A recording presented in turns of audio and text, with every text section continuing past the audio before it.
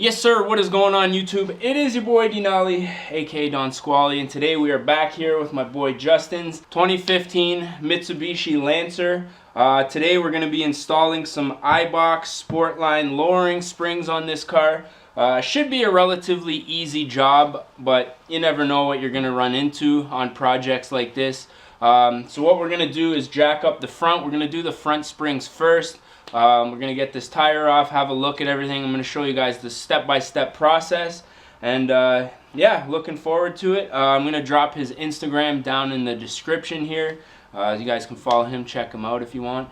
And yeah, man, so with that being said, let's get right into it. Alrighty, so we got the front tire off. So it looks like it's a relatively easy job. There's just going to be two big bolts right here. You're going to want to take off your stabilizer end link. Now this might give you a little bit of an issue if there's a lot of rust here. I'm going to hit all this with WD-40. Might even wire brush a couple of these really rusty spots. You're going to want to take off this bolt right here. That's going to get your brake lines out of the way. This clip here, I believe, is an ABS sensor.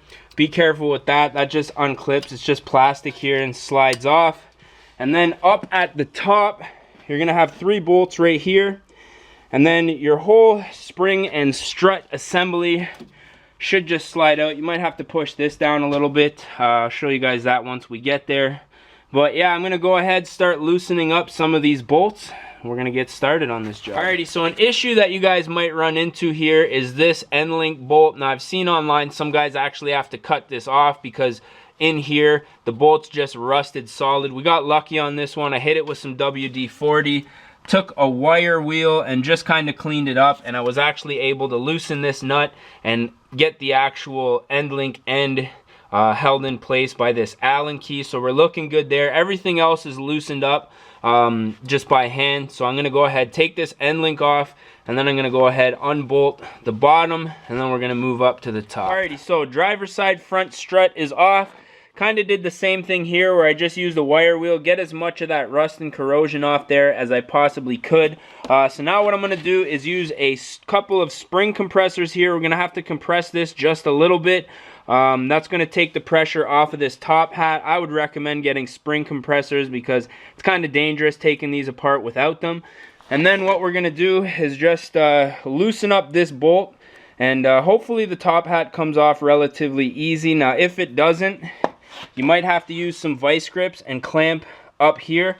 Now I would recommend using them up here because your spring's never going to compress to this point right here, whereas if you clamp it at the bottom, you could wreck your rubber boot here or inside the spring. So I'm going to get the compressors out right now, get this tightened up just a little bit, and hopefully we can get this top hat off without any issues. Alrighty, so I got the spring compressed just to the point where it's a little bit loose in the pocket. You can see we're actually up off the bottom here. So what I'm going to do now is go ahead, take off this top nut. Now you're going to want to remember which order all of this stuff came off, so when you put it back on, it's nice and easy. So yeah, we're going to take off that back nut, see if we have any issues. Alrighty, so I got that top bolt off. I did have to clamp it here and just use a wrench on one of these bolts to get some leverage. So we're going to go ahead, just make sure that we document this and which order it comes on and off.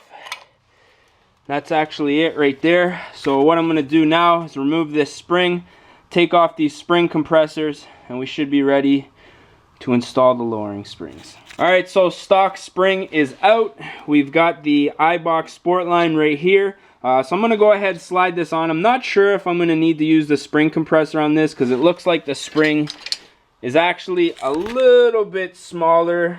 Yeah, I might have to compress this just a little bit.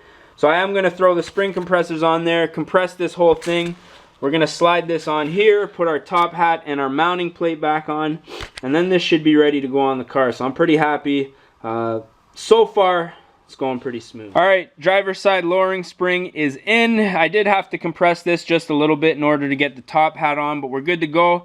I'm going to throw this back in the car. We're going to start working on the passenger side. I'm not going to show you guys that process because obviously it's going to be the same as this side.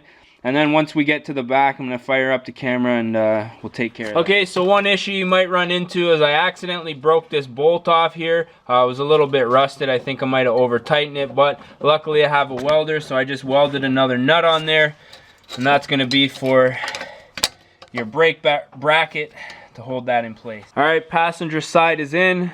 Gonna drop the front end, lift up the back. We're gonna get started on that. All right, so moved on to the rear here. Got the driver's side back tire off. So this is a little bit easier. Basically, you just have one bolt here on the bottom, and then you're gonna come into the trunk here, and you're gonna have one bolt here, and then there's gonna be another one tucked around the back.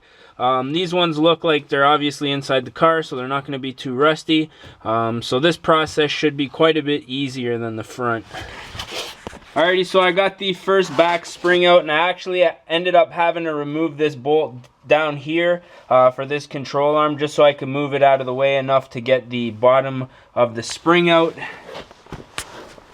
But here it is. So same process, gonna compress the spring, take off the top, make sure that we remember which order everything comes off on, and then put that one on.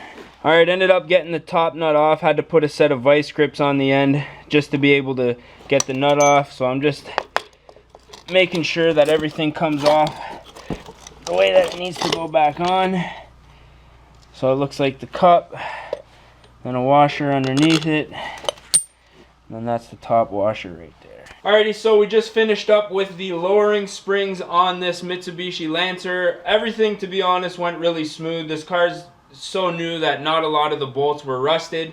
The only issue we really ran into was that one bolt that broke off that held on the brake lines, but like you guys saw, I welded on another nut, so that's good to go. I'm not going to show you guys the ride height because these springs are pretty new, so the car is going to have to settle a little bit over the next, I'd say, couple of weeks, maybe a month or so. But if you guys want to check out my boy's Instagram, again, link will be down in the description. And yeah, make sure you guys follow him. He's going to post lots of pictures of this car. And we're going to probably do a few other custom modifications to it in the near future. But if you guys did enjoy this video, don't forget to smash that like button if you guys want to see more. If you're not subscribed yet, definitely do so. And with that being said, I am your boy Dguy, aka Don Squally. We're going to catch y'all mofos at the next one, man. Peace.